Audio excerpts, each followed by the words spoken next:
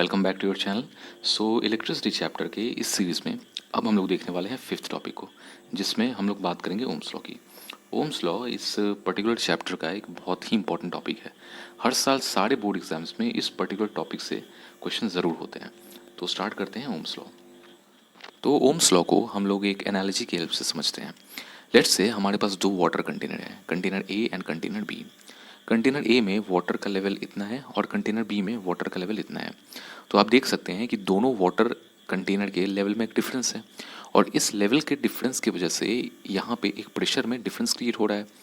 और जब प्रेशर में डिफरेंस क्रिएट होगा तो जो भी वाटर कंटेनर ए में है वो फ्लो करना स्टार्ट करेगी कंटेनर बी की तरफ, प्रेशर के डिफरेंस की वजह से।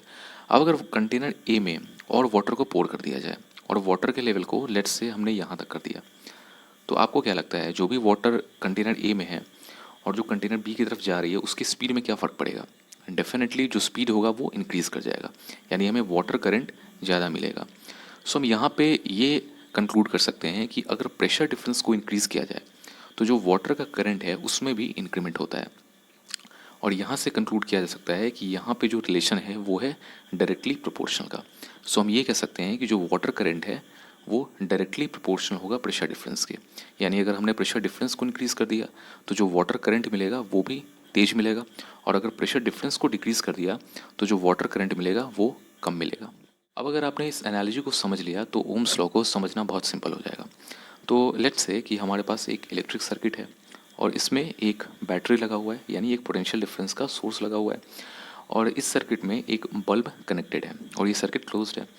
अब अगर हमने इस पोटेंशियल डिफरेंस के वैल्यू को इंक्रीज़ किया, लेट्स से कि यहाँ पे पहले 3 वोल्ट की बैटरी लगी हुई थी और उसको हमने रिप्लेस कर दिया एक 6 वोल्ट की बैटरी से, तो जो करंट फ्लो हो रहा होगा सर्किट में वो इंक्रीज़ होगा या डिक्रीज़ होगा? तो ये ऑब्वियसली इंक्रीज़ होगा। क्यों? क्योंकि हमने पोटेंशियल डिफरेंस के वैल्यू को बढ़ा दिया, 3 वोल्ट की जगह 6 वोल्ट की बैटरी डाल दी। तो यहाँ भी अगर रिलेशन अगर आप देखें कि V और I में क्या रिलेशन हो रहा है, तो आप देखेंगे कि अगर पोटेंशियल डिफरेंस को हमने इंक्रीज़ किया तो जो करंट है वो भी बढ़ रही है, और अगर हमने पोटेंशियल डिफरेंस के वैल्यू को डिक्रीज़ कर दिया तो करंट भी यहाँ पे डिक्रीज़ हो जाएगी। बिल्कुल इसी तरह का रिलेशन यहाँ भी आ रहा है।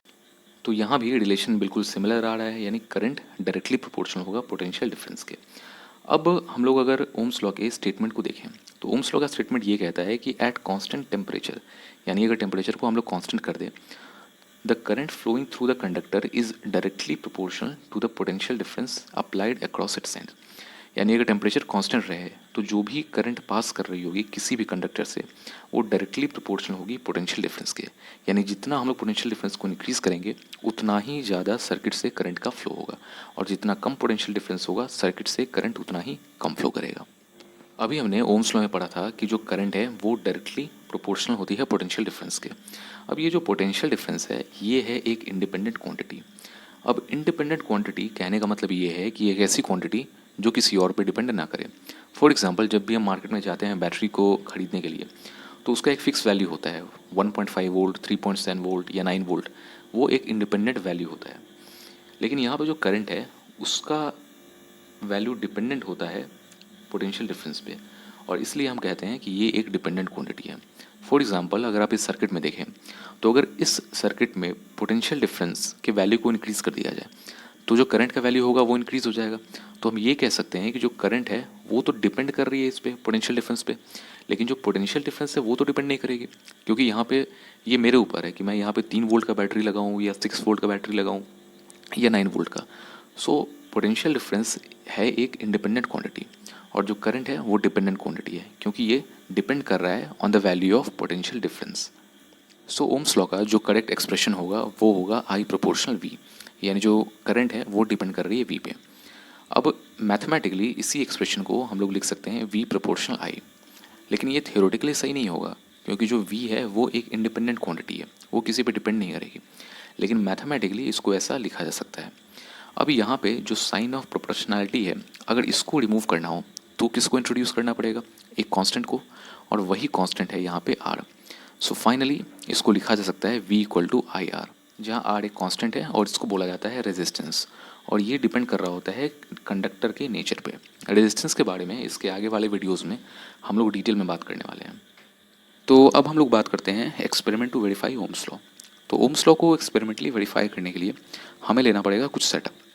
पहला है यहाँ पे एक बैटरी, दूसरा है यहाँ पे रियोस्टैट यानी वेरिएबल रेजिस्टेंस। अगला है एक एमीटर जिसको हम लोग कनेक्ट कर रहे होते हैं सीरीज़ में और ये मेज़र करेगा कि सर्किट में करंट कितना है।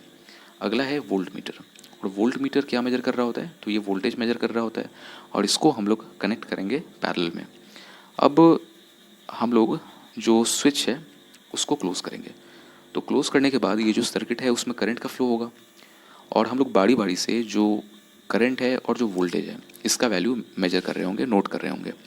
यहाँ पे एक लगा हुआ है वेरिएबल रेजिस्टेंस यानी रियोस्टैट, तो इसको हम लोग मैनुअली ऑपरेट कर सकते हैं, यानी रेजिस्टेंस को इंक्रीज़ कर सकते हैं और डिक्रीज़ कर सकते हैं। तो अलग अलग एक्सपेरिमेंट में यानी रेजिस्टेंस को इंक्रीज़ या डिक्रीज़ करने वाले एक्सपेरिमेंट में हम लोग बारी बारी से आई का और वी का जो वैल्यू है उसको नोट कर रहे होते हैं।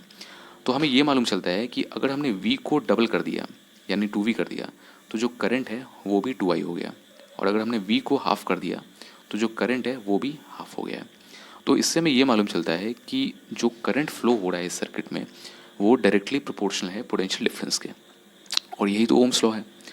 अब हमें जो भी यहाँ पे वैल्यू आई का और वी का मिला है तो उसको लेकर हम लोग वी और आई में एक ग्राफ ड्रॉ करते हैं, तो हमें मिलता है एक बिल्कुल स्ट्रेट लाइन, और यही वेरीफाई करता है ओम्स लॉ को।